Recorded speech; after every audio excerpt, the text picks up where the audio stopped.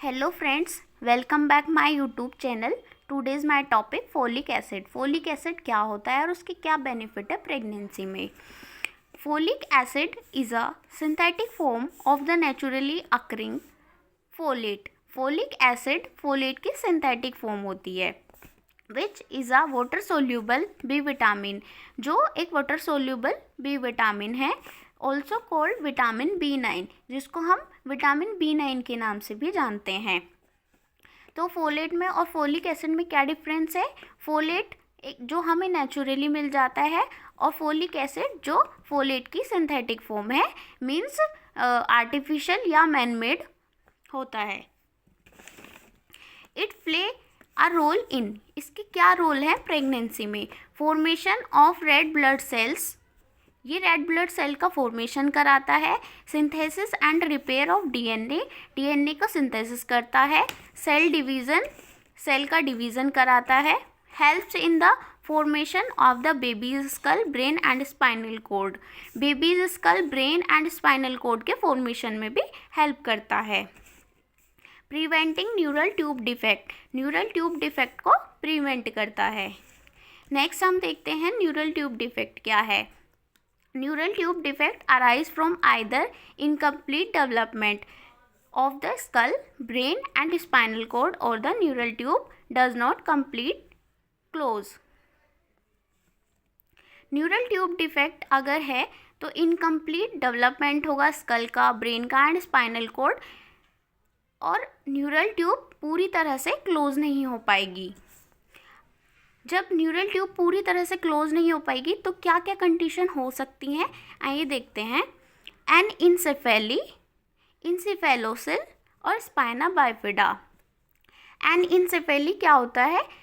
एनइनसेफेली एक serious birth defect है जिसमें हमारे ब्रेन का मेजर पोर्शन स्कल या स्कैल्प अब्सेंट होता है।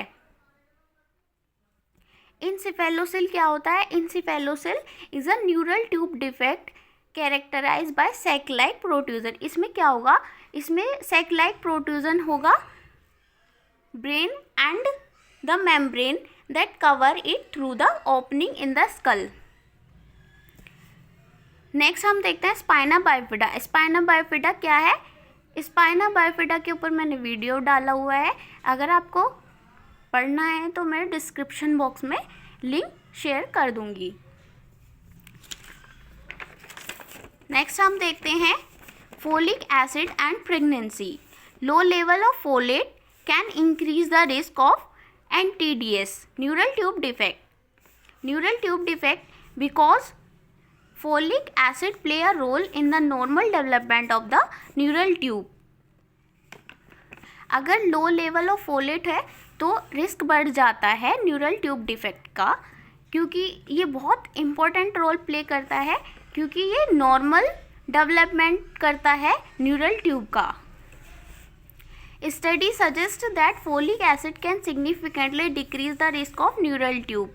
स्टडी क्या कहती है कि जो फोलिक एसिड है वो न्यूरल ट्यूब डिफेक्ट के रिस्क को कम कर देता है। नेक्स्ट हम देखते हैं how much folic acid should you take, हमें कितना फोलिक एसिड लेना चाहिए।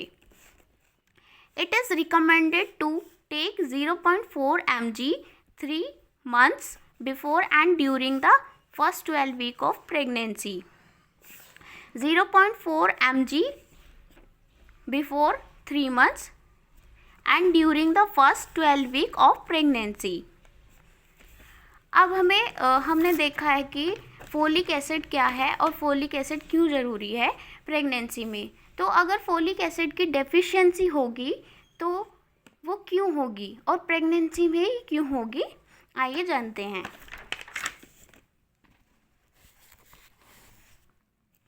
अगर फोलिक एसिड की डेफिशिएंसी होती है तो वो क्यों होती है?